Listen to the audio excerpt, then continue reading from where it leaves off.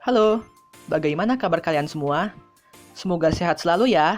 Kali ini, kita akan membahas mengenai violence in the workplace. Yes, it does exist. Nah, mungkin kalian sudah banyak tahu nih, belakangan ini banyak sekali berita-berita mengenai kekerasan seksual yang terjadi di tempat kerja. Dan kekerasan seksual merupakan salah satu dari berbagai kekerasan yang dapat terjadi di dunia kerja. Nah, angka pelaporan kekerasan dan pelecehan di Indonesia masih sangat rendah. Ada suatu artikel dari kompas.com mengatakan, menurut Deputi Bidang Perlindungan Hak Perempuan Kementerian P3A, alasan pelaporan kekerasan dan pelecehan di Indonesia masih sangat rendah, yaitu korban masih harus bergantung dengan upah dan keamanan kerja. Tidak hanya itu, sebenarnya bentuk kekerasan dalam tempat kerja sebenarnya banyak sekali, seperti bullying, intimidasi, bahkan pengucilan. Jadi, pada kesempatan kali ini, kita juga akan mengetahui bagaimana kita bisa menangani kekerasan yang terjadi di tempat kerja.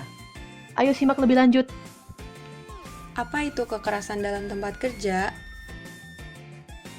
Nah, jadi kekerasan di tempat kerja itu didefinisikan sebagai penggunaan kekuasaan atau tindakan mengancam yang berhubungan dengan pekerjaan dan dapat mengakibatkan cedera, kerugian psikologis terhadap orang lain, hingga kematian. Kekerasan di tempat kerja dapat berupa serangan fisik atau verbal, pelecehan, intimidasi, serta perilaku yang mengancam di tempat kerja. Selanjutnya, yaitu tipe kekerasan dalam tempat kerja. Lembaga yang mengawasi K3 pada negara bagian California, yaitu California Occupational Safety and Health Administration, mengelompokkan kekerasan di tempat kerja menjadi 3 tipe, yaitu yang pertama, kekerasan yang dilakukan oleh orang yang tidak memiliki hubungan di tempat kerja. Contohnya itu ada tindakan perampokan atau tindak kriminal lainnya. Untuk tipe yang kedua yaitu kekerasan atau ancaman yang dilakukan oleh orang yang mendapatkan pelayanan atau jasa pada tempat kerja. Kekerasan tipe 2 ini biasanya dilakukan oleh klien, pasien, ataupun murid. Terakhir, tipe yang ketiga, yaitu kekerasan atau ancaman yang dilakukan oleh sesama pekerja, misalnya supervisor, manajer, pasangan, kerabat, atau penguntit. Apa kaitannya dengan mental health? Tentu dampak dari kekerasan dalam tempat kerja memengaruhi pekerja yang menjadi korban kekerasan dalam tempat kerja. Dalam satu jurnal oleh Zhao pada tahun 2017 yang meneliti kekerasan dalam bidang keperawatan, disebutkan berbagai bukti. Perawat yang terdampak kekerasan menghadapi efek emosional dan psikologis jangka panjang dan juga dianggap pendek, serta berbagai gangguan psikologis. Di antaranya yang paling banyak diderita yaitu sindrom stres pasca trauma atau PTSD. Perawat yang terkena serangan fisik mengalami trauma sedang hingga berat bahkan setelah setahun kejadian. Dan perawat yang terkena serangan secara non-fisik mengalami berbagai perubahan diri, di antaranya memburuknya kesehatan mental, kurang tidur, semakin sering merokok, putus asa, mudah marah, sakit tubuh, sedih, shock, dan sebagainya. Akibat dari kekerasan dalam kerja, kualitas kerja perawat semakin menurun. Dengan mudah, kekerasan dalam tempat kerja dapat memengaruhi siapa saja, tidak peduli apa profesi mereka. Bagaimana cara menangani kekerasan dalam tempat kerja? Menurut Occupational Safety and Health Administration atau OSHA, penanganan kekerasan di tempat kerja dapat dilakukan dengan membuat kebijakan pencegahan kekerasan yang harus ditaati oleh semua pekerja, kontraktor, klien, atau siapapun yang berhubungan dengan perusahaan. Program pencegahan kekerasan di tempat kerja yang menjadi standar operasional prosedur ketika diimplementasikan dengan kontrol teknik, administratif, dan pelatihan dapat mengurangi insiden kekerasan di tempat kerja, baik di lembaga swasta maupun di lembaga negeri. Kemudian, menurut program pencegahan kekerasan kerja yang dikembangkan oleh Layanan Pos Amerika Serikat atau USPS, berikut adalah usaha-usaha yang dilakukan untuk mencegah kekerasan kerja di tempat kerja. Pertama, screening karyawan dan pengujian pelamar kerja. Mengecek perilaku karyawan dan calon karyawan yang memiliki kecenderungan agresivitas. Kedua, pengembangan keamanan tempat kerja seperti instalasi CCTV, personal security, dan sebagainya. Ketiga, menciptakan kebijakan anti kekerasan yang jelas. Keempat, membangun iklim organisasi yang baik, diantaranya seperti perlakuan pekerja secara adil, lingkungan kerja yang sehat, rapih dan nyaman, dan budaya organisasi yang jujur, transparan, adil, konsisten, dan bebas stres. Kelima, menciptakan program bantuan karyawan dalam mencegah agresi. Dan yang terakhir, pelatihan pencegahan agresi dan konflik. Cara memperbaiki kesehatan mental dalam tempat kerja menurut Littlefield, Stiesel, dan Skis tahun 2014. Yang pertama adalah kepemimpinan yang suportif.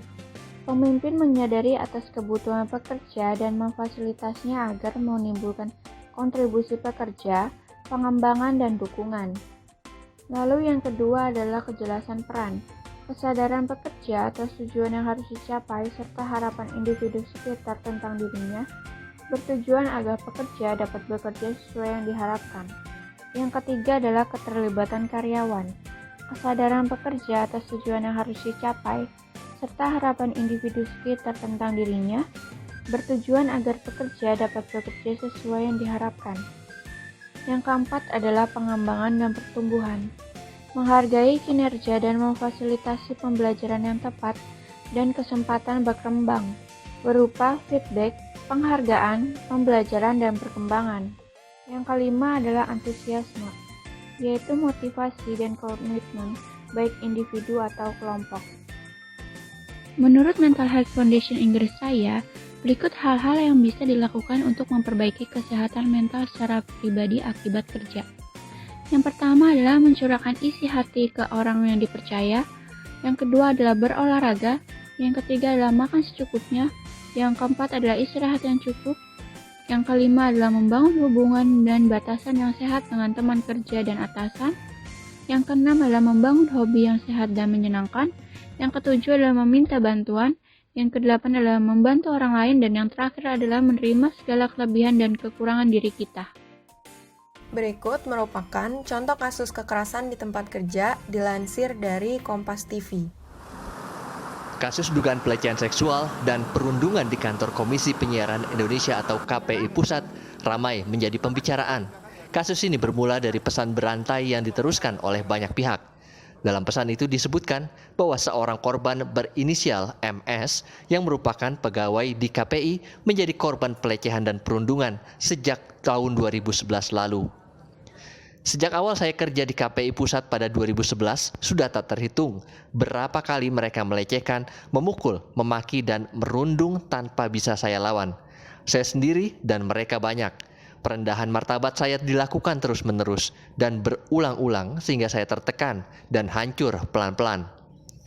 Menanggapi kasus ini, Ketua KPI Pusat Agung Supriyo mengaku pihaknya langsung mengadakan investigasi terkait kasus ini. Investigasi internal. Memanggil para pihak yang tercantum nama-namanya di dalam sebaran di media sosial tersebut. Ya, hari ini kami akan panggil mereka untuk dimintai keterangan. Yang ketiga, KPI akan memulihkan psikologi korban karena kami yakin setiap orang yang terkena tindakan pelecehan seksual ataupun bullying itu dapat mengalami trauma. Sementara itu, Kabid Humas Polda Metro Jaya membantah jika korban MS sudah membuat laporan sejak 2012 ataupun pada 2015. Justru laporan masuk setelah kasus ini ramai menjadi pembahasan netizen. Sebar bahwa pelapor pernah melaporkan ke Polsek Gambir, belum pernah ada laporan dan mengakui tidak pernah dia melapor. Baru tadi malam. Kalau kejadian memang ada di tahun 2015 tanggal 22 Oktober jam 13.00. Perbuatan itu ada. Itu yang tadi malam setengah 12 malam dilaporkan ke Polres Metro Jakarta Pusat. Itu pun secara kooperatif karena sudah ramai di media sosial. Penyidik Polres Metro Jakarta Pusat mendatangi si pelapor tersebut ke kediamannya. Korban MS juga melaporkan kasus ini ke Komnas HAM, sementara penyelidikan berlangsung, KPI Pusat menjamin tidak akan lepas tangan terhadap kasus yang terjadi di internalnya. Tim Liputan, Kompas TV.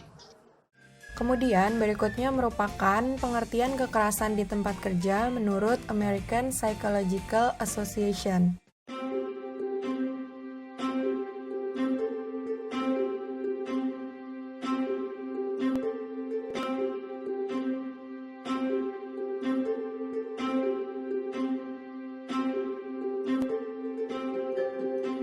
In a major national survey, 35% of American adults reported that they have experienced bullying behaviors at work, and another 15% said they have witnessed others being bullied. Workplace bullying can have serious repercussions for the employees and the organization alike. Severely bullied workers may suffer a variety of health consequences, including depression and anxiety disorders. Bullying can also diminish productivity and morale and lead to higher absenteeism and turnover. It can even increase employee benefit costs and the risk of legal action. On occasion, resulting bad publicity can tarnish the organization's reputation. Workplace bullying may be direct, such as repeated yelling and verbal humiliation, hostile glares, or silence and deliberate exclusion. Or it may be more indirect, such as behind-the-back sabotage, spreading damaging rumors, or imposing unreasonable work demands designed to make the target fail. Supervisors are the most frequent aggressors, followed by peers. In instances of mobbing, employees gang up to bully a coworker. Prevention is key for any organization. It starts with leaders who encourage mutual respect in the workplace and send a message that bullying and similar behaviors will not be tolerated.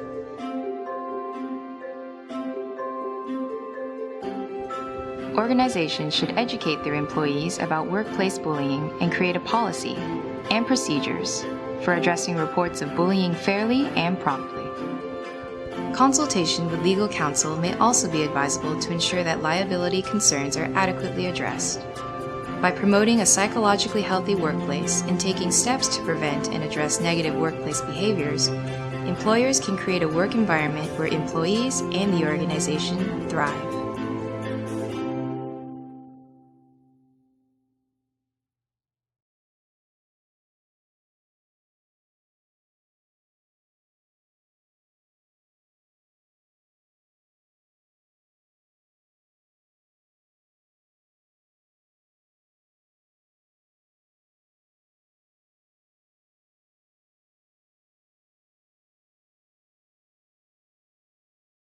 Sekian dari kami, mohon maaf apabila terdapat kesalahan dalam segala bentuk.